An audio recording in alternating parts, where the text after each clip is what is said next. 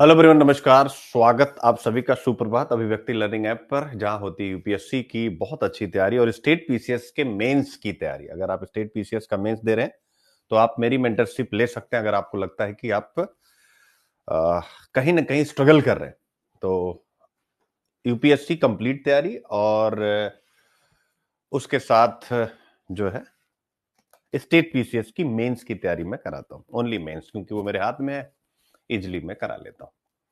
लेकिन आज सुबह की शुरुआत शुभ समाचार के साथ, और वह शुभ समाचार आप सबके सामने स्क्रीन पर है। हमेशा याद रखिएगा मेरे प्यारे बच्चों, सफलता कोई एक दिन में नहीं मिलती है। और इसका जिंदा उदाहरण यह बच्चा है जो आपके सामने है। छत्तीसगढ़ पीसीएस में 22वीं रैंक, किसी भी पीसीएस में 22वीं रैंक एक बहुत बड़ी घटना होती है। इसको आप सामान्य नहीं मान सकते। तो सफलता किस एक दिन में नहीं मिलती, इसका उदाहरण ये हमारा अपना बच्चा है। छत्तीसगढ़ पीसीएस में धुआंधार 22वां स्थान। धुआंधार मूवी आ रही है तो उसका मुझे टाइटल याद था, इसलिए वो शब्द मैंने बोला, धुआंधार। आईएएस का इंटरव्यू 2 बार दे चुके हैं। आप सबको बहुत अच्छे से पता है इनके बारे में।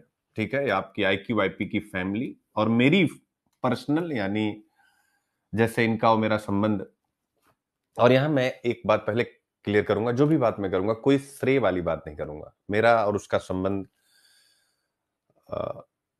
गुरु पिता और गुरुपुत्र वाला है। तो अब इसके रिजल्ट पे मैं 1% का दावा नहीं करूंगा। और दूसरी चीज है, क्योंकि एक बहुत बड़ा रिश्ता हो जाता है गुरु पिता गुरुपुत्र का, और बस केवल हम बातें करेंगे जो आपको राज से सीख करके आगे निकलना है।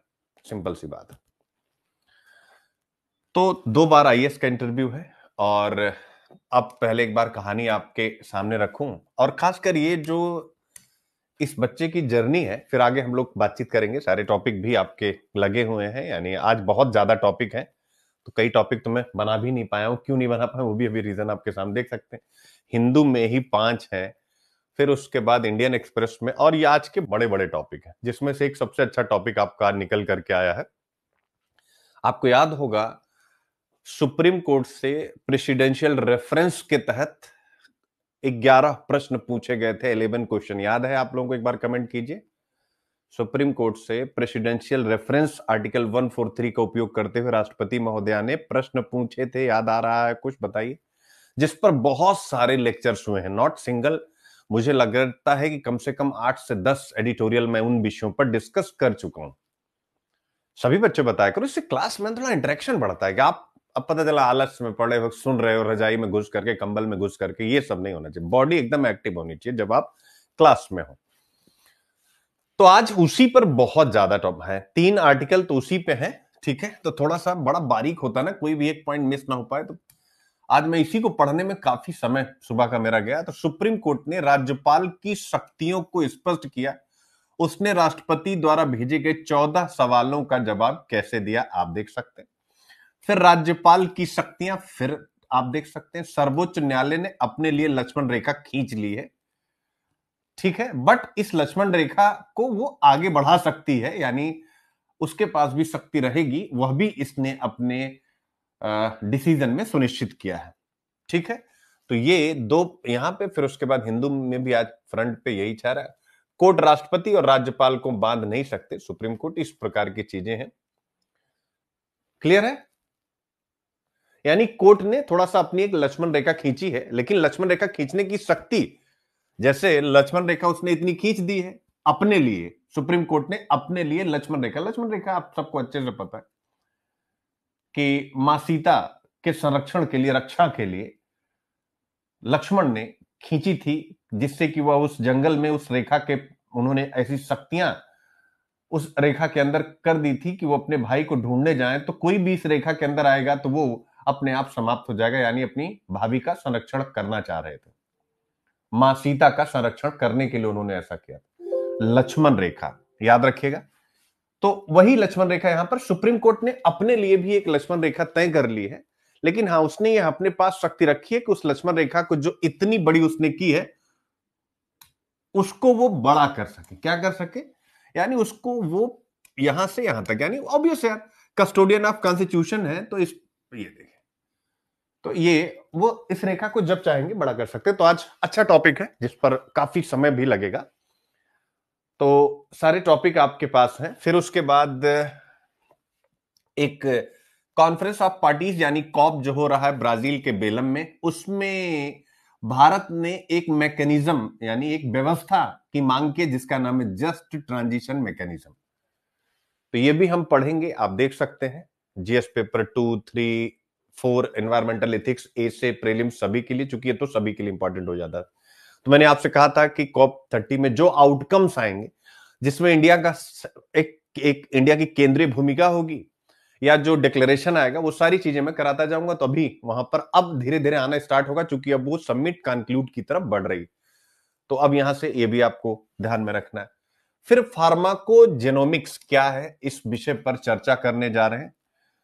फार्माकोजेनोमिक्स, इसे साइंस ऐसे प्रीलिम्स यानी एक रिसर्च है जो हिंदू में छपा, बहुत बड़ा एक कंटेंट है, इसको हम लोग पढ़ेंगे।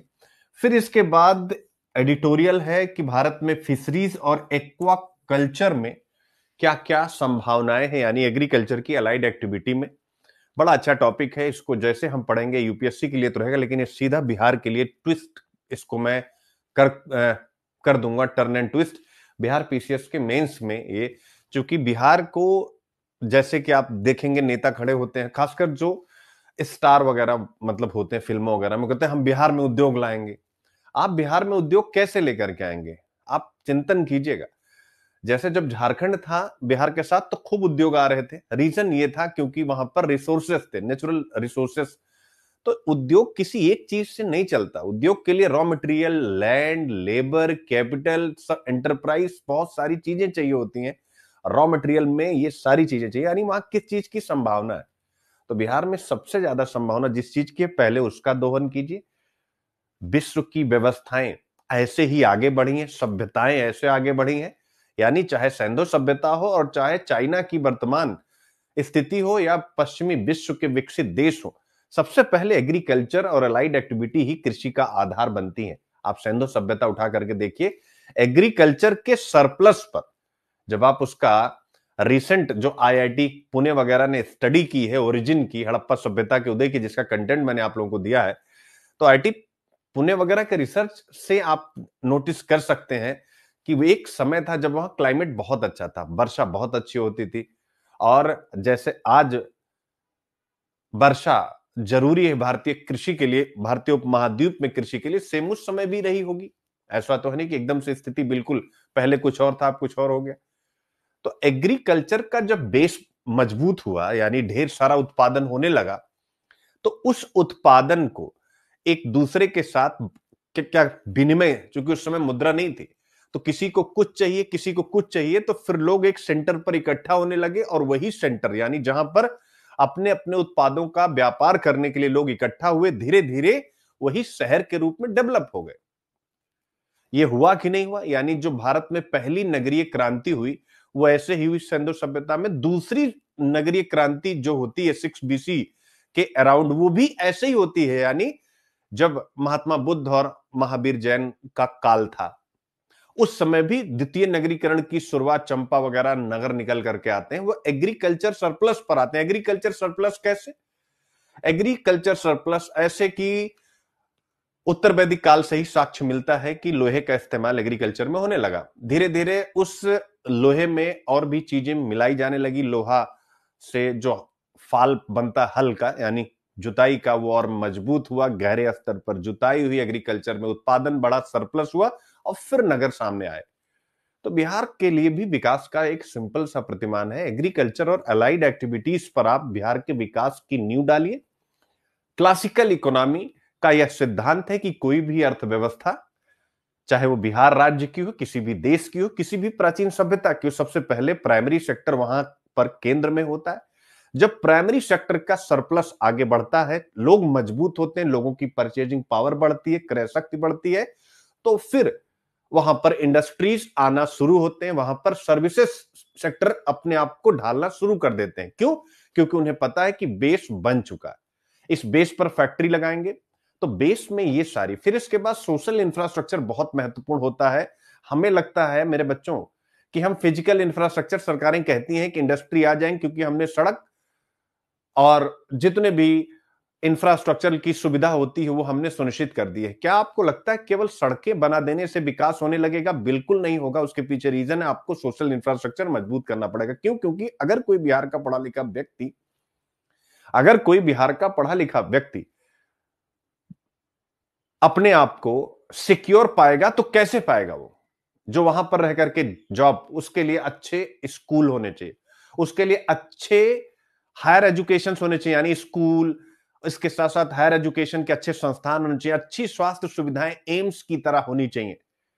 तो जब ये सारी चीजें दोगे तब वहां के लोग रुकेंगे अपने क्षेत्र में काम करने के लिए।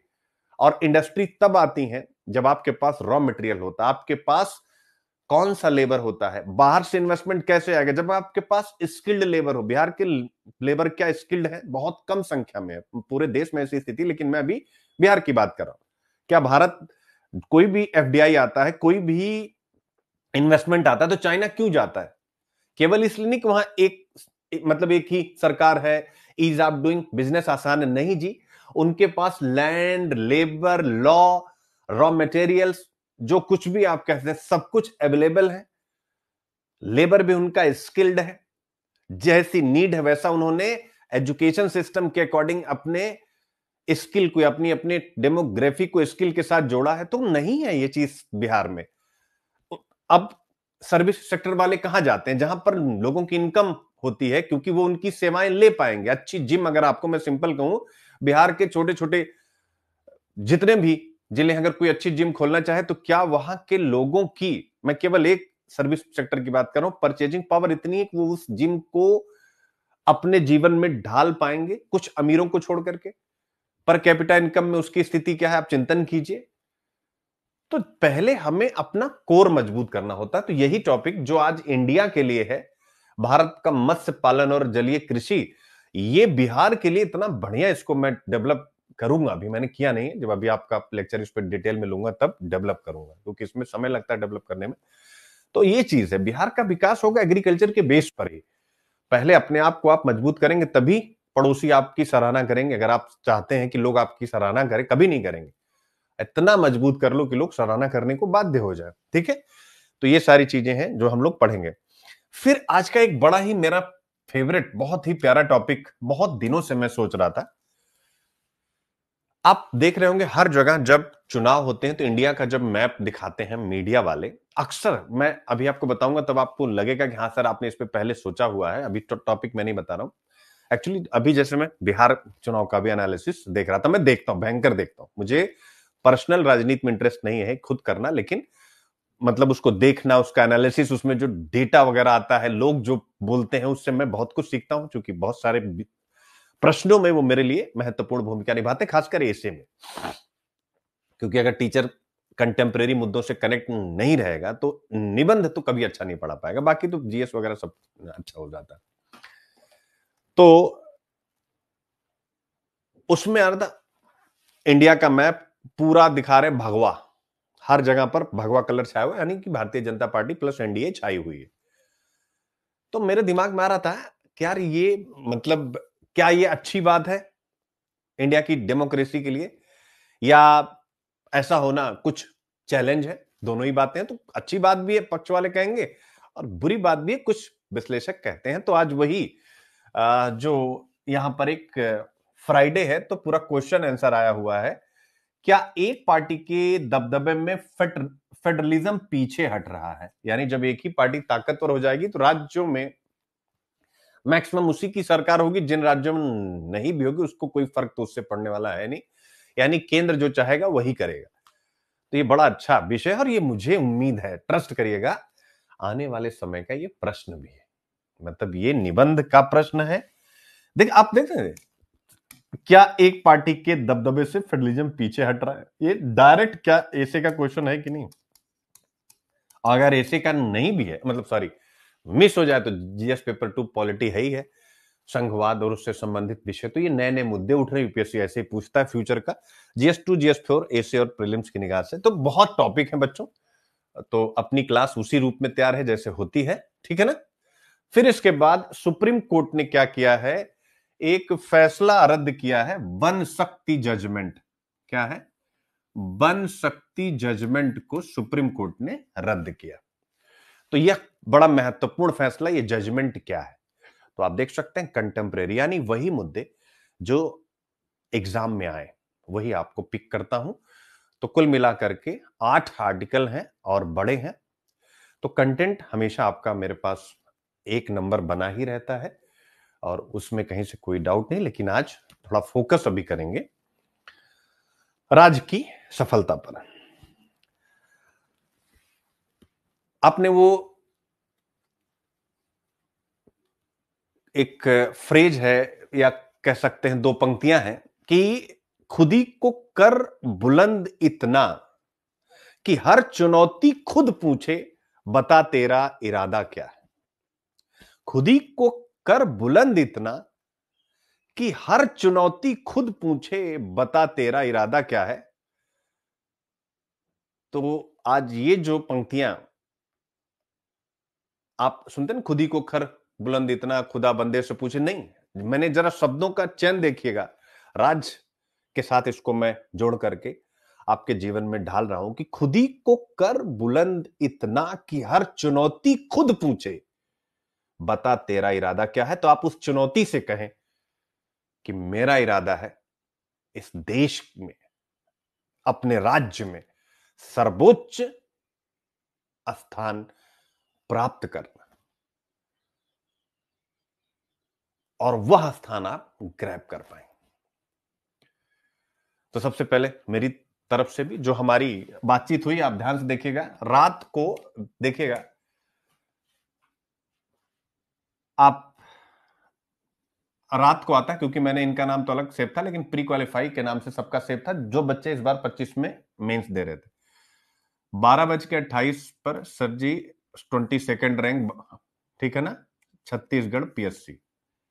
फिर हमारी बातचीत, मतलब मैंने फोन किया, बातचीत नहीं, फिर जो है मैंने आशीर्वाद दिया, उसके बाद फिर फोन आया राज का, चूंकि राज बिजी थे ऑब्वियस उस टाइम पर। इनका रिजल्ट आया है 11:58। रात को 12 बजे बंदे का रिजल्ट ही आ रहा है, ये भी देखिए, छत्तीसगढ़ वाले भी एक नंबर, सॉल्यूट है कमीशन वाले, बहुत खूब, कांग्रेचुलेशंस, ढेरों आशीर्वाद, ये साल नौकरी वाला हो। ये लाइन, ये साल नौकरी वाला। अभी राज एक हफ्ता मैंने आप लोगों से जिक्र भी किया था कि अभी मतलब दिल्ली आए थे तो हम लोग यहीं, जहां पर आपकी मैं क्लास ले रहा हूं, यहीं हम लोग बैठे थे और बड़ा अच्छा लग रहा था कि कभी कभी ऐसा होता है कि हम लोग बात करते, मैंने कहा बेटे देख, कभी कभी ना एक समय होता है कि जब आपको एक साथ ना जाने कितनी नौकरियां मिलती हैं, तो शायद आपका वो समय हो, और देखो वो चीजें धीरे धीरे सत्य हो रही। तो पहली इनकी नौकरी लगी जॉब 1। देखिए आप लोग अगर पेशेंस रखते हैं, चुनौती, चुनौती को हराते हैं। अभी चुनौती शब्द तो मैंने खत्म नहीं किया, आ रहा हूं मैं चुनौती पर। जॉब 1 यूपीएससी प्रतिभा सेतु प्रोग्राम, आप सबको पता है, प्रधानमंत्री नरेंद्र मोदी जी का। तो इनकी पहली नौकरी लगती है 2023 में, चूंकि इन्होंने इंटरव्यू दिया है, 2024 में भी दिया है और 2025 में भी देने जा रहे हैं। तो 23 के बेस पर, जिन लोगों ने 23 दिया था, प्रतिभा सेतु पर उनका डिटेल इन लोगों ने सबमिट किया सरकार का पोर्टल, और उसके आधार पर इनको नौकरी मिली। इंटरव्यू होता है, यानी जो बच्चे आईएएस के इंटरव्यू दिए होते हैं उनको रोजगार मिलता है ग्रुप ए का, non gazetted officer. Group A याद रखिएगा, यानी छोटी मोटी नौकरी नहीं। और इनको उसी के बेस पर इन्होंने, मतलब जो भी इसमें रिक्वायरमेंट थी इन्होंने इन्होंने भरा, इनको डिटेल इन्होंने अपना डाला, और इनको, इनका इंटरव्यू हुआ फिर से, और इंटरव्यू के बाद इनको district youth officer and assistant director की पोस्ट मिली। जरा देखिएगा, पोस्ट भी डिस्ट्रिक्ट यूथ ऑफिसर, नॉट कोई सामान्य, जिले का अधिकारी, यानी ग्रुप ए ये पा गए। इसका मतलब कितना बड़ा सबक है आप सबके लिए।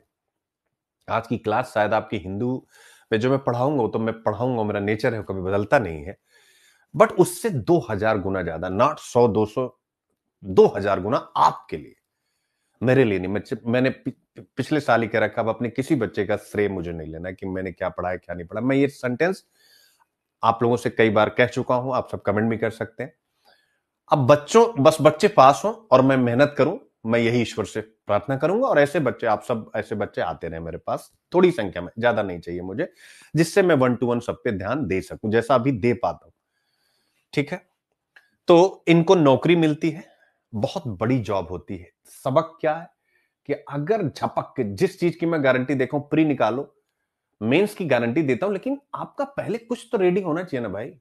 जैसे इस समय ऑप्शनल पे एकदम लग गया हूं, तो इंटरव्यू कॉल हुई, नौकरी फिक्स हो गई। अब इससे बड़ी सिक्योरिटी इंडिया में, यूपीएससी की तैयारी जो रिस्क था वो रिस्क खत्म हो चुका है। और अभी 29 तक तो सरकार है ही, प्रतिभा सेतु वैसे भी कोई रोकने वाला नहीं, अच्छा प्रोग्राम है। सरकार, अगर उसके बाद सरकार आती है तो भी कुछ भी होता है, तो भी, तो आप जो इस समय पढ़ रहे हैं, आपके लिए तो नौकरी का स्वर्णिम अवसर है, क्यों चूक रहे हो भैया।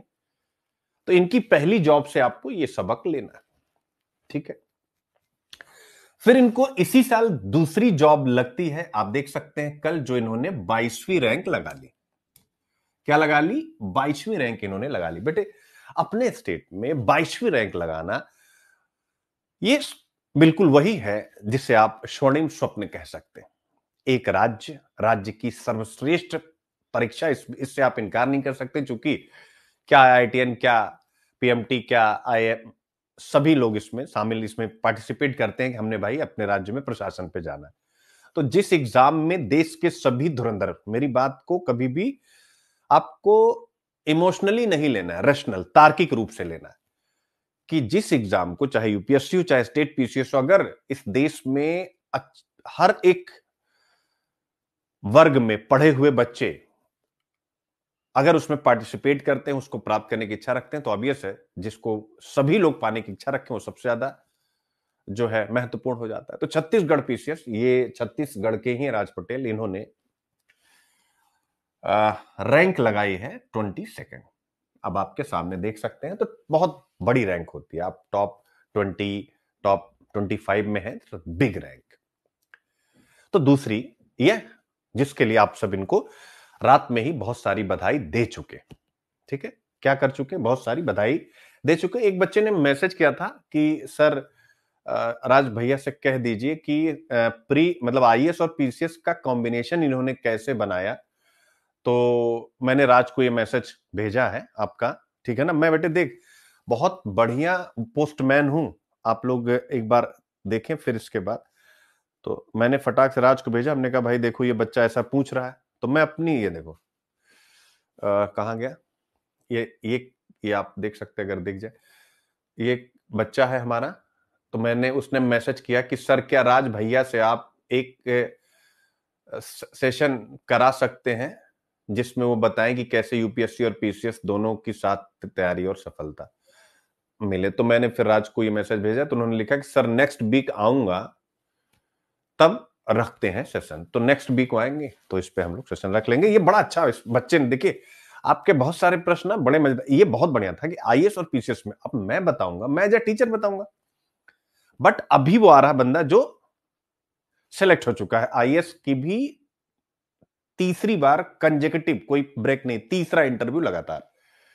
तो वो बच्चा अगर बताएगा कि भाई इन दोनों में कैसे उसने बनाया, तो वो आपके लिए ज्यादा फ्रूटफुल होगा। तो इसलिए मैंने तुरंत उनको भेजा कि टीचर तो अपना एक्सपीरियंस बताता रहता है, वो अच्छा ही होता है, बट एक बार बच्चा बता देगा तो आप लोगों का जो एटीट्यूड है और पॉजिटिव हो जाएगा दोनों एग्जाम्स को लेकर के। ठीक है ना।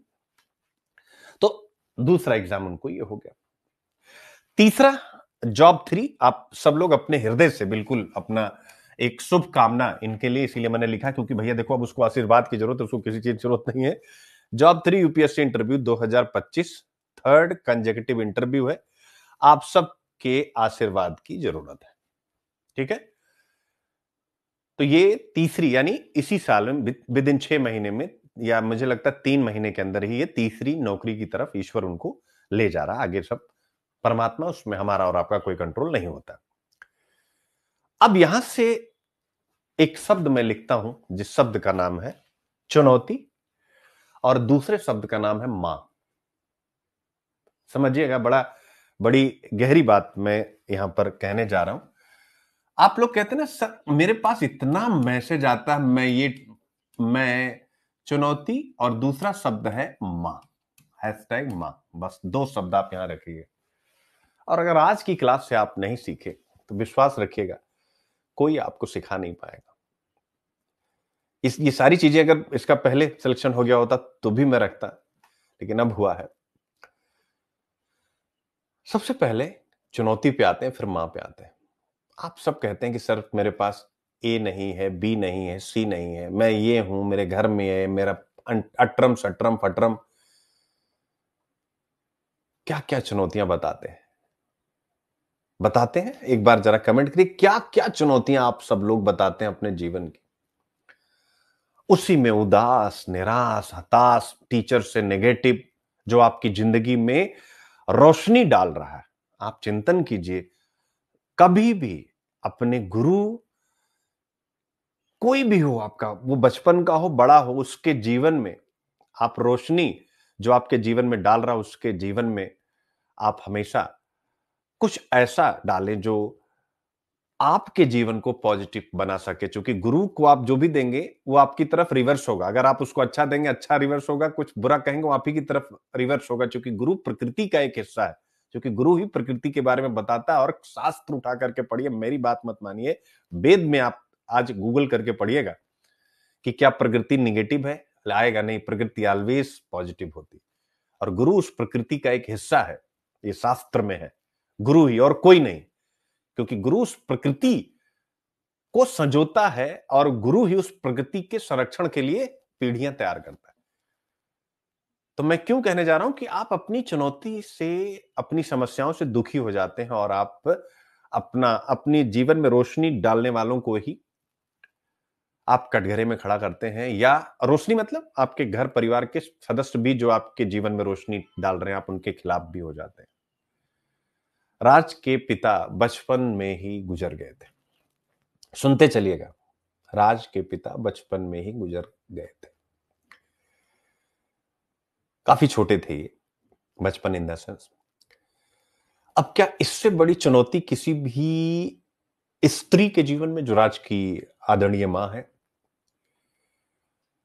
या किसी बच्चे के, वो तो खैर छोटा रहा है तो उसको उतना उस समय उतनी समझ नहीं होती, लेकिन फिर भी कुछ निकला तो एहसास तो जटिल ही होता है।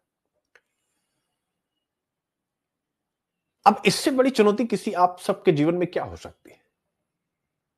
दूसरा, आर्थिक रूप से कमजोर।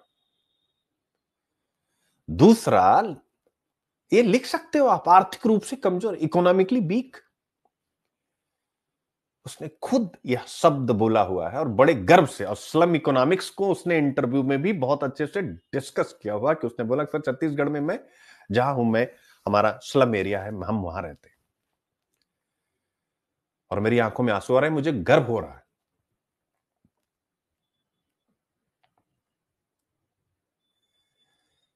कि मैं ऐसे बच्चे का, मुझे थोड़ा भी उसके जीवन में एक गिलहरी वाला रोल थोड़ा सा प्ले करने का मौका मिला। आप सोचिए आर्थिक रूप से, आप मेरे पास ये नहीं, मेरे पास वो नहीं, मेरे पास ऐसा नहीं, मेरे पास वैसा नहीं, आर्थिक रूप से ये कंडीशन। और सामाजिक रूप से क्या रही होगी, आप स्वयं महसूस कर सकते हैं कि जो गरीब परिवारों के बच्चे हैं उनके प्रति जब तक वो सफलता ना लें, समाज में उनके प्रति क्या स्टीरियोटाइपिंग होती है, आप सबको पता है। तो आप चिंतन कीजिए, ये चुनौती है।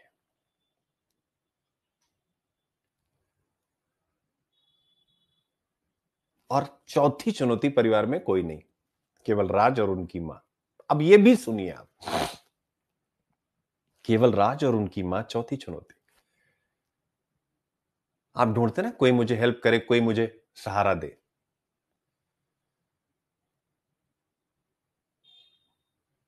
और उस समय, उस समय काल में, ओहो, अद्भुत अद्भुत अद्भुत, ये 22वीं रैंक भाई मेरे लिए तो बहुत बड़ी रैंक है। मैं आज, कल रात में मैं बड़ी देर तक नहीं सोया। मैं, मेरी वाइफ बातें करते, चूंकि राज से मेरी बात हुई रात को, लगभग राज का फोन आया 12:30, 12:15 के आसपास राज का फोन आया, 12:15 या 12:08, तो फिर कुछ देर राज से बात हुई, फिर उसके बाद आप लोगों को मैंने मैसेज किया ग्रुप में, और फिर उसके बाद फिर तो मतलब ये 22वीं बहुत बड़ी रैंक, मतलब बहुत बड़ी रैंक है। आगे भी सब कुछ अच्छा होगा, लेकिन ये अभी हम इसको एंजॉय करते हैं। बहुत बड़ी रैंक है, क्योंकि मैंने भी सिविल सर्विसेज की तैयारी की है। मुझे अच्छे से पता है इस रैंक की क्या अहमियत होती है। बात ये नहीं होती आप क्या बन गए, बात ये होती है आप कहां से निकले और क्या बन गए। कभी इस पर चिंतन कीजिएगा। इसीलिए फिल्में ऐसे ही बच्चों पे बनती हैं, ऐसे ही बच्चों पे फिल्में बननी चाहिए। मुझे कभी मौका मिला इसके जीवन पर, मैं ही हूं बेटा, ये हमेशा ध्यान रखना, जो एक जगह से 5 चीजों को जोड़ता हूं, क्योंकि उन लोगों के बीच में बैठता हूं। मेरे कई दोस्त हैं दिल्ली में। मेरे बारे में आप सब, एक दूसरा पहलू है जो कभी मैं जिक्र नहीं करता हूं। मतलब ठीक ठीक है सारी चीजें, बड़े अच्छे लोगों का एक नेटवर्क है मेरा। तो कभी मौका मिला अभी इसका आईएएस वाईएएस, तो मैं कोशिश करूंगा कि दिल्ली फिल्म्स वाले इस पर फिल्म बनाएं। और छोटी सी ही, आधे घंटे की ही, 35 मिनट की, आईएएस का भी रिजल्ट आए उसके बाद। तो आप सोचें कि ये 4 चीजें उसके जीवन में कितनी बड़ी चुनौती ला सकती हैं। लेकिन इस चुनौती के बीच में मैं हमेशा राज को एक ही बात कहता हूं कि भाई, ये जो वर्ड आया ना, मां, और आज से बहुत कुछ सीखने के लिए श्रवण कुमार है वो, आप लोग उसके बारे में नहीं पता। अपनी मां को मैंने पूछा, और भाई कहां हो, काफी पहले की बात है। कह रहा कि सर मम्मी को लेके यहां यहां यहां यहां के धाम की यात्रा करा चुका हूं। जानी तीर्थ धाम अपने मम्मी को राज अपने हर इंटरव्यू के बाद लेकर के जाते हैं, यहां वहां या उसके पहले जब भी। तो ये सारा देश में जितने भी तीर्थ धाम हैं अपनी मां को करा रहे हैं। आप ये सोचिए, ये पिछले 3 साल की घटना बता रहा हूं, कोई आज के नहीं कि आज रिजल्ट हुआ तो आज मैंने पूछ लिया क्या बताना। 3 साल से आप सबको पता है, आप ही में से एक हो बच्चा। तो ये मां, सोचिए इस चुनौती में मां ने कैसे राज को हैंडल किया होगा। तो राज की सफलता में इस मां का जो रोल है, वो मैं शब्दों में बयान नहीं कर सकता हूं। इसीलिए कहा जाता है मां मां होती है। मेरे जैसा स्वाभाविक रूप से भी मैं अपने आप को अज्ञानी ही मानता हूं, क्योंकि सुकरात हमेशा कहते हैं कि अगर आप अपनी अज्ञानता को स्वीकार करते हैं तो आप हमेशा ज्यादा जानने की कोशिश करेंगे। तो सुकरात के अनुरूप मैं भी अज्ञानी ही हूं। मां के बारे में मैं क्या शब्द बोल पाऊंगा, लेकिन राज की मां का जो योगदान है उसको मैं हृदय से सम्मान करता हूं, उसका आदर करता हूं। और बस यही उम्मीद करता हूं कि उनकी मां ऐसे ही हमेशा खुशहाल रहें और अपने बेटे की तरक्की पर गौरव महसूस करें, और बेटा भी अपनी तरक्की में हमेशा अपनी मां को शामिल रखे। यही मेरी कामना है। तो बच्चों, ये चीजें आपके सामने आई, तो चुनौती कुछ भी आपके सामने नहीं है। सिंपल सी बात है, जिस चुनौती का सामना उस बच्चे ने किया है, वैसी चुनौती आप सबके सामने नहीं। और कभी भी आपने नोटिस किया, जो सबसे बड़ी बात है, जहां पर आज की क्लास खत्म भी करूंगा, ऑनेस्टी से, आज तक जब भी वो क्लास में आया आपके राज, बहुत सारी क्लासेस ली हैं, इंटरव्यू के बाद उसने क्लास ली, कभी भी मुझे बताना उस बच्चे ने एक बार सिंगल वर्ड में, मैं सबको कह रहा हूं याद करके बताना है, कभी वो उसके चेहरे से मुस्कान गई हो, या उसने कभी अपनी परिस्थितियां बताने का अपनी परिस्थितियां बताई हो। जब उसने सलम का जिक्र भी किया तो मुस्कुराते हुए किया, यार ये तो लाइफ का एक पार्ट है, इससे क्या भागना। एक बार मुझे बताओ, उसके फेस से कभी आपको लगा हो कि वो लड़का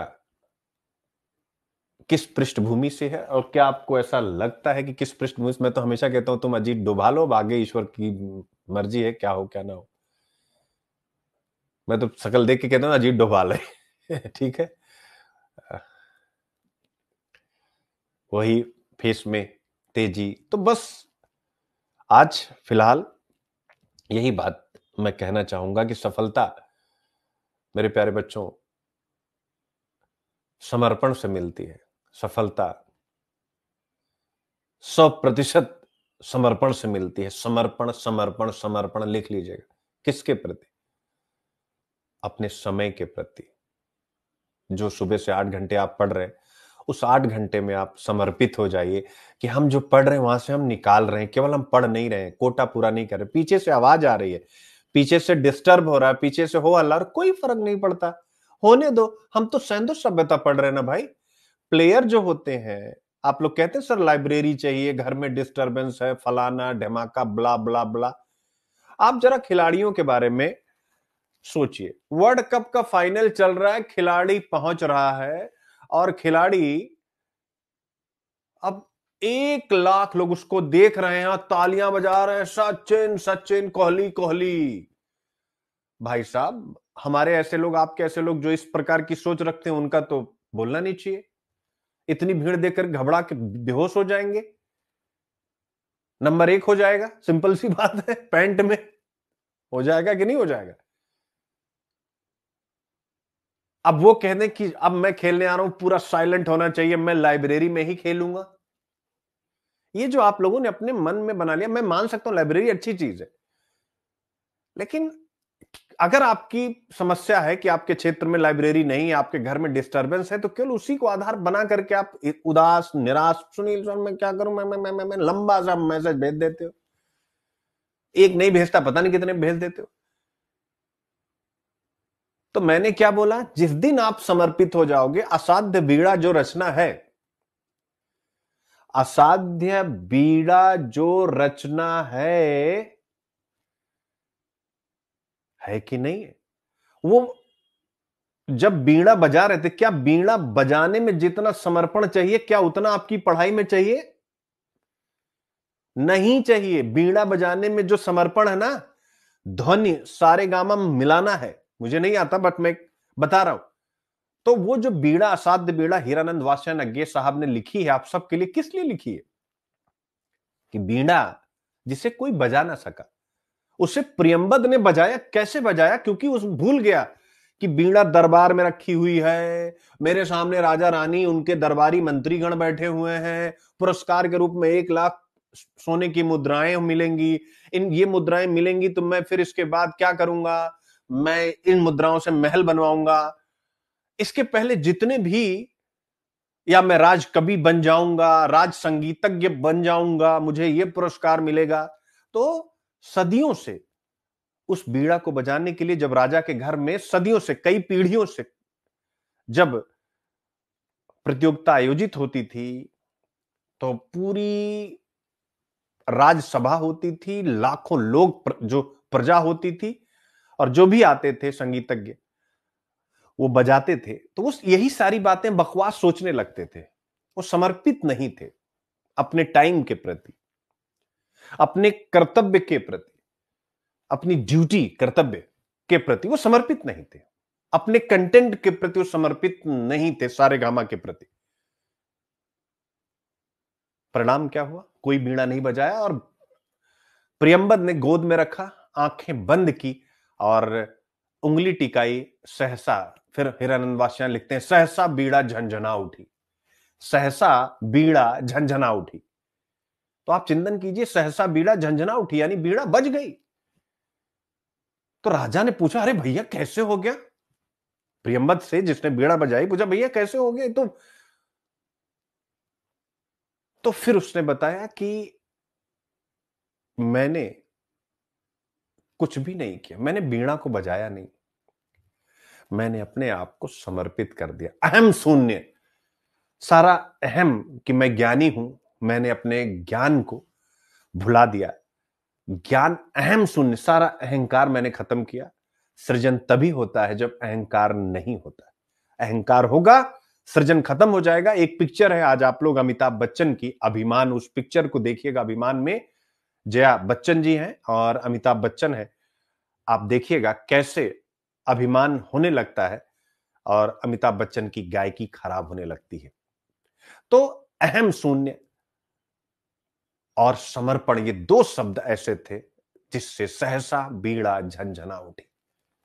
समर्पण मतलब, जब आप, कोई पीछे से आवाज कर रहा है, चिंटू पप्पू अपलू पपलू टपलू, सीआरआर के बढ़ने से, ठीक है, अब वो चीख रहा है पीछे से अपलू टपलू, तो आप भी सीआरआर पहले ऐसे पढ़ रहे हैं आप, तब तक अपलू टपलू पपलू पीछे से चीख रहे, तब तक आप CRR अगर बढ़ा दिया जाएगा, अच्छा बढ़ाएगा तो अरे यार ठीक है, तो थोड़ा लिक्विडिटी का करंच होगा। यूपीएससी क्या पूछेगा? अच्छा बढ़ा दिया जाए तो लिक्विडिटी क्रंच होता है, यूपीएससी मजे लेगा हमसे कि लिक्विडिटी बढ़ जाएगी। हो गुरु मजा आ रहा है, अब अपलू पपलू टपलू चीख रहे, क्या फर्क पड़ता है हमको? अच्छा यार चलो सीआरआर तो ये तो हो गया, लेकिन एनडीटीएल, अच्छा ये एनडीटीएल का हिस्सा, एनडीटीएल क्या होता है? Net demand time liability. अच्छा यार net demand time liability Sunil sir समझाए, चलो सोचते हैं क्या उन्होंने बताया था या कोई और सर पढ़ाए थे क्या। ये होता है, ये 6 महीना विनती के साथ कह रहा हूं, आपकी जिंदगी को चेंज कर देंगे। फिर वापस आता हूं, ये लड़का क्यों 22वीं रैंक लगा पाया? क्योंकि इसका प्री नहीं रुकता है मालिकों मेरे। क्या नहीं रुकता है? प्री नहीं रुकता है। पहले अटेम्प्ट में प्री रुका था, दूसरे में आईएएस का इंटरव्यू, तीसरे में आईएएस का इंटरव्यू, चौथे में आईएएस का इंटरव्यू। तो प्री नहीं रुकेगा, शायद समझ रहे हैं आप। और आपको याद होगा गुरु की सलाह, राज इस पर मैं जब आएंगे तो मैं चाहूंगा ये लाइन जरूर राज अपनी बातों में रखेंगे, और ये मैं बहुत पहले कह चुका हूं, एक बार मुझे बताना क्या सही है कि यूपी पीसीएस का भी एग्जाम था, छत्तीसगढ़ का एग्जाम भी था। इन्होंने मुझसे पूछा सर क्या मैं यूपी पीसीएस का मेंस दूं? मैंने बताया था आप लोगों से, या प्री था सॉरी, क्या मैं यूपी पीसीएस का प्री दूं? मैंने आपसे कहा था, राज ने मुझसे पूछा, मैंने कहा नहीं बेटे तू वो प्री का एग्जाम छोड़ दे। बोला था कि नहीं बोला था? जरा बताइए, प्री का एग्जाम यूपी पीसीएस का छुड़वाया था कि नहीं छुड़वाया था? तो कहने का मेरा मतलब यह है कि आपके, बोलो भाई ये लाइन बोली थी कि नहीं बोली थी क्लास में? तो कहने का मतलब है कि जब आपके पास मार्गदर्शन देने वाला एक व्यक्ति है जिससे आप कभी भी कोई भी चीज पूछ सकते, थोड़ा कभी हो सकता है कि 6 घंटे बाद रिप्लाई जाए, अगले दिन जाए, या सडन भी जाए, वो मेरी व्यस्तता के ऊपर डिपेंड करता है, लेकिन जाता तो सबको, आप सबको अच्छे से पता है। तो कम से कम इसकी तरह यार प्री तो निकालो भैया। अगर प्री नहीं है तो तुम क्या कर सकते हो? अगर राज का प्री अटक गया होता तो उसका पूरा फोकस किस पे होता? प्री पे होता। लेकिन प्री रुका नहीं, तो कहानी लगातार बनती चली गई। सो आपके जीवन में अगर आप इसी तरीके से 22वीं रैंक लगाना चाहते हैं, इसी तरीके से आप यूपीएससी में जाना चाहते हैं, इसी के साथ आप यूपीएससी में कुछ भी, तो आपको प्लीज प्री निकालना होगा। मेरे पास कोई ऑप्शन नहीं, ऑप्शनल तैयार रखिए और प्री निकाल जाइए। इसके बाद अगर आपका कोई सिलेक्शन, मेरी भी नीड नहीं, आप आसानी के साथ, इतना कुछ समझाया जा चुका हिंदू में, आप उसी के अकॉर्डिंग आप निकल सकते हैं, मेरी भी नीड नहीं। लेकिन हां, अगर एक मेंटर रहता है तो कम से कम आपको पता है कि लड़खड़ाएंगे तो वो एक लाठी लेके खड़ा है जो आपके हाथ में पकड़ा देगा, और वो लाठी है उसके एक्सपीरियंस की लाठी, उसके अनुभव की लाठी, उसका खुद का एक्सपीरियंस उसके साथ साथ है। और खुद के एक्सपीरियंस में मैं हमेशा कहूंगा पढ़ाने का एक्सपीरियंस नहीं। आपने अगर आईएएस का प्री मेंस निकाला है, देन आप किसी बच्चे की मजबूत लाठी बन सकते हैं, इसको मैं 100% मानता हूं। और मैंने क्योंकि निकाला है इसलिए मैं वो लाठी बनने को हमेशा तैयार रहता हूं कि एक एक्सपीरियंस, और उसके बाद लगातार रिजल्ट है, किसी न किसी रूप में आप देख सकते हैं। इंटरव्यू कॉल, ऐसा कोई वर्ष नहीं जब से आप लोग मुझे जानते हैं जब मेरे बच्चों ने सिलेक्शन या इंटरव्यू कॉल ना कराया हो। मैं एक बार ऑनेस्टी से बताइए, मैं एक बार बताइए, आप लोग ऐसा कोई वर्ष बताइए जब से आप मुझे फॉलो कर रहे हैं, और सख्त होकर के बताइए कि जब मेरे बच्चों ने इंटरव्यू कॉल ना कराया हो या सेलेक्ट ना हुए हो। एक बार मुझे बताएं। शायद आप एक भी वर्ष नहीं ढूंढ पाएंगे जब ऐसा नहीं हुआ, मतलब ऐसा हुआ एक भी वर्ष आप ढूंढ नहीं पाएंगे। लेकिन अभी चूंकि बच्चों की संख्या एकदम मुट्ठी बराबर है, 10 20 50, तो अब हमारी जिम्मेदारी क्या है? इस 10 20 50 में से 50 के 50 को प्रीलिम्स में निकाल ले जाना, जिससे हम अगले साल इतिहास लिख सकें। लेकिन उसके लिए प्रीलिम्स तो पास करिए महोदय, महोदया। तो please be focus on your prelims. और प्रीलिम्स के लिए टेस्ट सीरीज सबसे बड़ी रचना है अगले 6 महीने के लिए, नेक्स्ट 6 मंथ के लिए। और टेस्ट सीरीज भी आपके सब्जेक्ट के अकॉर्डिंग होनी चाहिए, जैसे जैसे आपकी तैयारी है उसी के अकॉर्डिंग चले। अगर आप पढ़ मुझसे कुछ और रहे हैं और किसी की टेस्ट सीरीज से कुछ और कर रहे हैं, या किसी और से पढ़ रहे हैं और मेरी टेस्ट सीरीज से कुछ और कर रहे हैं, समस्या है। टेस्ट सीरीज इसलिए नहीं होती है कि आप उसको लगा करके एग्जाम पास कर जाएंगे। टेस्ट सीरीज इसलिए होती है कि आप टेम्परामेंट चेक करते हैं, नंबर 1 टाइम मैनेजमेंट चेक करते हैं, नंबर 2, नंबर 3 आप कितने पैनिक होते हैं उसको आप समझ पाते हैं, नंबर 4 आप क्वेश्चन को सॉल्व करते समय किस प्रकार की अप्रोच डेवलप करते हैं, वो होती है टेस्ट सीरीज। इसके बाद आपको आपके पांचवी चीज जो मिलती है टेस्ट सीरीज से, कि आपने जो पढ़ा है उस पढ़े हुए से क्वेश्चन पूछने के बाद कितना आप निकाल पा रहे हैं, यानी आपके कॉन्सेप्ट में, आपके फैक्ट में, आपके डेटा एनालिसिस में उस चैप्टर को पढ़ते समय क्या गलतियां हुई थी जिसकी वजह से आपका क्वेश्चन खराब हुआ है। तो जब आप टेस्ट देते हैं तो यह चीज ठीक होने लगती है, यानी वही चैप्टर आपको ज्यादा अच्छे ढंग से गहराई से समझ में आने लगता है। तो ये मिलता है आपको टेस्ट सीरीज से, लेकिन वो सिंक्रोनाइज होनी चाहिए आपकी स्टडी के साथ। ये नहीं कि पढ़ कहीं रहे हैं, देख कहीं रहे हैं, कर कुछ और रहे हैं।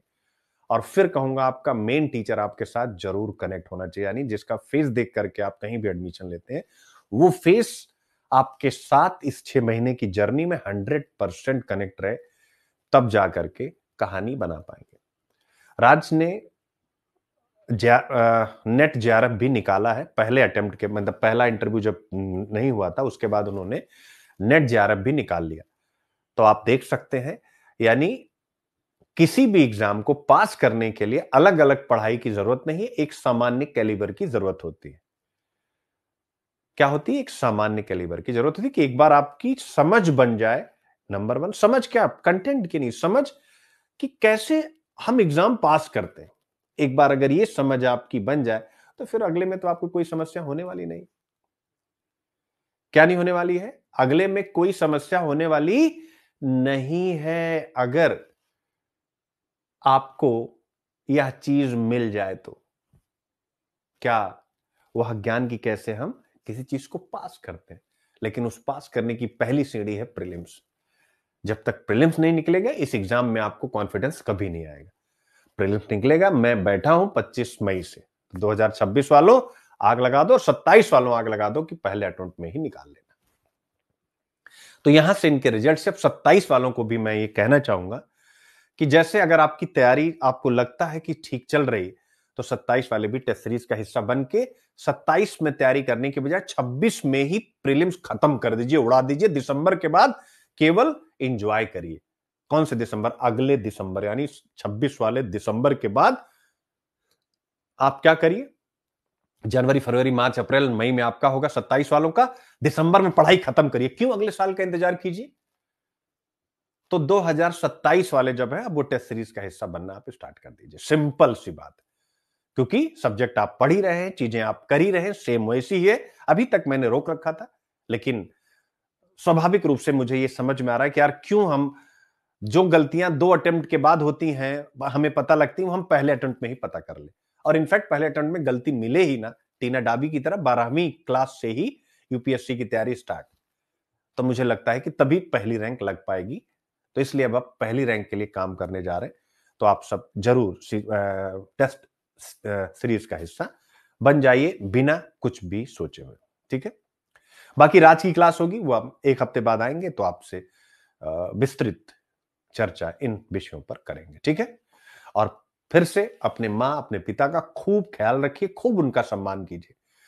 हम मंदिर जाते हैं, हम गुरुद्वारे जाते हैं, हम मस्जिद जाते हैं, अपनी अपनी जो है, या हम कहीं भी नहीं जाते। कुछ लोगों के विचार ऐसे भी होते हैं, हमें सबका सम्मान करना चाहिए। और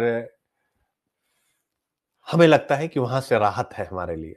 अच्छी अच्छी बात है, वहां से भी राहत है, लेकिन मुझे लगता है कि सबसे बड़ी राहत, सबसे बड़ा सुकून जो मैंने आप लोगों को सिखाया है, शुरू शुरू में शर्म आएगी, लेकिन मत, आप अपने माता पिता का पैर छूना सुबह उठ के शुरू कीजिए। आप देखिए, महज 1 से 1.5 महीने में आप मुझे मैसेज करेंगे कि सर गजब का कॉन्फिडेंस आया, इस बार मेरा सिलेक्शन रुकेगा नहीं। एक्चुअली होता क्या है कि जब आप ना नेचर के साथ रहते हैं तो आप बड़े अच्छे होते हैं। नेचर के साथ, प्रकृति के साथ। तो माँ, पिता, ये कौन है? प्रकृति है ना। प्रकृति है कि नहीं है? उन्हीं से तो आप आए हैं। तो आप ये करना स्टार्ट कीजिए। आप विश्वास रखिए, आपको तमाम चुनौतियां आएंगी, लेकिन आपको पता ही नहीं चलेगा। वो माँ और पिता का आशीर्वाद ही आपको हर एक चुनौती से ढाल बन करके रक्षा कर लेगा, और आपको लगेगा कि इन चुनौतियों का सामना आपने किया है। आप मंदिर में जाएंगे, लड्डू चढ़ाएंगे, ये करेंगे, वो करेंगे, कहीं पर भी जो भी आपका धार्मिक प्लेस है, कि भगवान आपने मेरी रक्षा कर ली, भगवान आपने मुझे जो है या मदद की कि मैं आईएएस बन गया, भगवान आपने ये लेकिन आपको पता नहीं कि तलवार और ढाल जो भी है वो पीछे से चल रही है। तो भगवान मुस्कुराता है कि आशीर्वाद है बेटा कि तुम हमारे पास आए, लेकिन असली हकदार तुम्हारी माँ और तुम्हारे पिता। ठीक है, तो बस आज इतना ही। अब इन विषयों पर विस्तार से अभी सेशन बता दूंगा, या कल सैटरडे है तो आप सबको पता है कि सैटरडे को आर्टिकल होते नहीं, तो सुबह सुबह सारे निपटा दूंगा। हाँ, पीडीएफ आपको पूरी कंटेंट के साथ आज ही मिल जाएगी। ठीक रहेगा, तो इसको आप एक बार पढ़े रहेंगे। बट प्रीलिम्साथॉन टेस्ट सीरीज, इसको अब आप ज्वाइन करिए। इसको चेंज कर रहा हूं 26 के साथ, इसमें 27 की भी एंट्री कर रहा हूं। बिना सोचे हुए 27 वाले आ जाइए, ठीक है ना। उसके पीछे रीजन ये है कि बेटे अब समय आपके लिए भी नहीं रह गया है, दिसंबर आने वाला है, और मैं चाहता हूं अगले दिसंबर तक 27 वाले भी सारी जो अपनी जर्नी है वो कंप्लीट करके रखें। क्या करें, अपनी जर्नी को कंप्लीट करके रखें। तो ये, क्योंकि फिर उस टाइम पर भी सर ये रह गया, वो रह गया, यानी कि उस टाइम पर जो 27 वाले बच्चे हैं, मैं इस पर एक अलग सेशन भी करूंगा, लेकिन आप लोग स्टार्ट करिए। 27 वाले जो बच्चे हैं, आपका टेस्ट का जो प्लान होगा वो हम लोग मतलब आगे शिफ्ट करेंगे। ऐसा नहीं कि पीछे जाकर के देना, वो आपका आगे आपका अलग प्लान बना देंगे 27 वालों का। ठीक है, उसी टेस्ट में इश्यू ये है कि जैसे एक साल यार कब बीत जाएगा ना, पता नहीं चलेगा। और प्रीलिम्स ही सबसे बड़ी बाधा है। मैं देख पा रहा हूं कि ये लड़का बार बार अच्छा कर पा रहा है, क्योंकि इसका प्रीलिम्स रुकता नहीं। अगर आपका प्रीलिम्स ही नहीं होगा, या एक बार हो कि अगली बार नहीं होगा, कंटिन्यूटी आप कभी बना ही नहीं पाएंगे। तो 27 वाले भी आकर के फटाफट इसको ज्वाइन करो। ठीक है ना, टेस्ट सीरीज। बाकी प्रीलिम्स रुकने ना पाए बेटा, तो अगर किसी भी प्रकार से आपको लगता है कि मेंटरशिप की जरूरत है, तो भी मेरे साथ आप कनेक्ट जरूर करिएगा, संकोच नहीं करना है। और मैं फिर कह रहा हूं, भीड़ की तरफ मत भागिएगा कि कहीं बड़ा साइड लग गया कि इतने में प्रीलिम्स। आप विश्वास रखें, 200 बच्चों की भीड़ में, 500 बच्चों की भीड़ में आप बैठे हैं, तो आप ऑफलाइन विश्वास रखें, आपके ऑनलाइन से अच्छा कहीं भी नहीं। मैं साफ कह रहा हूं, कम से कम आप अपनी दुनिया में अकेले, कोई डिस्कशन नहीं होता। मैं लगातार यहां पर रहा हूं, तो चुपचाप, अगर किसी को भी लगता है कि अब मेरे प्रीलिम्स में दिक्कत है, तो मेंटरशिप में जरूर कनेक्ट होइएगा। नहीं है तो जो बताया उसी पैटर्न पे आप चलते रहिएगा। बाकी ये हमारे सारे कोर्सेज, यानी पूरी यूपीएससी की तैयारी मैं कराता हूं बाइलिंगुअल विद ये सारे ऑप्शनल। तो जिनको भी 2027-28 की तैयारी 29 की करनी है, मेरे साथ जुड़े। और एक सबसे इंपॉर्टेंट बात जो कहना चाहूंगा, ये हमारा कॉन्टेक्ट नंबर है, आप इस पर कॉन्टेक्ट कर सकते हैं हमारी टीम के साथ। और सबसे बड़ी बात है, आप मुझसे बात करना चाहेंगे तो आपसे मेरी बात हो जाती है। यानी जो एडमिशन वाले बच्चे जो सीरियस होते हैं, सबसे तो नहीं कर पाता हूं, ठीक है ना। और ये हमारा लर्निंग ऐप है। लेकिन सबसे इंपॉर्टेंट चीज आप सबके लिए, आपके जीवन में क्या है, वो याद रखिए, प्रीलिम्स।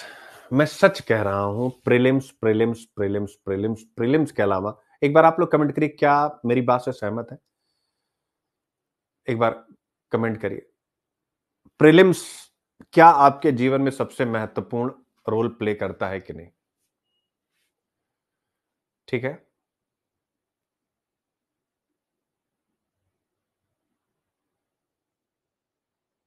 बोलो।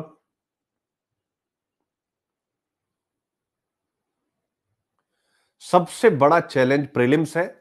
अब मैं प्रीलिम्स में एक अभियान पे हूं इस वर्ष, और उसी लिए आपको 24, 25, 26 3 दिन हमारे यहां प्रीलिम्स का एक दौर चलेगा। 24, 25, 26 प्रीलिम्स के, समझ लीजिए केवल प्रीलिम्स की बात होगी और कुछ नहीं होगा, कोई हिंदू नहीं होगा। 27 को 24, 25, 26 केवल प्रीलिम्स, यानी जैसे होता है ना प्रीलिम्स कॉन्क्लेव, हम लोग प्रीलिम्स कॉन्क्लेव करेंगे। आपके दिमाग को जोड़ेंगे केवल और केवल 6 महीने प्रीलिम्स से। क्योंकि अगर ये नहीं, तो अगले 2 साल आप घर वालों से क्या कहेंगे, मुझे पैसे दीजिए, तैयारी करनी है, ये है। मुझे पता है जो बच्चे मुझे हिंदू में फॉलो कर रहे हैं, सबका मेंस का अप्रोच अच्छा है, लेकिन प्रीलिम्स ही नहीं है तो हम कुछ नहीं कर पाएंगे। ठीक है? ओके, थैंक यू बच्चों। आप सब मेहनत करो और प्रीलिम्स को पढ़ते समय ऑब्जर्वेशन ऑब्जर्वेशन ऑब्जर्वेशन, ठीक है, डेवलप करो। हाँ, अच्छा, बाकी मैं जो इकोनॉमिक्स के कल एक क्वेश्चन पर बात हुई थी, आज की क्लास के टाइम पर आपको 9 क्वेश्चन और यानी कुल मिला के 10 क्वेश्चन आज आपको मिलेंगे, सेम उसी पैटर्न पर, उसी ग्रुप में, सीसीपी के ग्रुप में, और प्रीलिम्स का जो हमारा टेस्ट सीरीज वाले मेरे व्हाट्सएप ग्रुप में, व्हाट्सएप ग्रुप मतलब कंपनी का नहीं, मेरा, उसमें आपको अभी मैं शेयर करने जा रहा हूं वो सारे क्वेश्चंस। ठीक है? तो आप उनको देखिएगा कि पहला जो दूसरा क्वेश्चन था वो उसमें टर्म क्या है और उसके पीछे के कॉन्सेप्ट क्या है, और दूसरा यूपीएससी कैसे ट्रैप कर रहा है, सारी चीजें इन डिटेल होंगी विद एग्जांपल। ठीक है? और फिर पढ़ के मुझे पूछना है अगर कोई भी डाउट होता है। Thank you.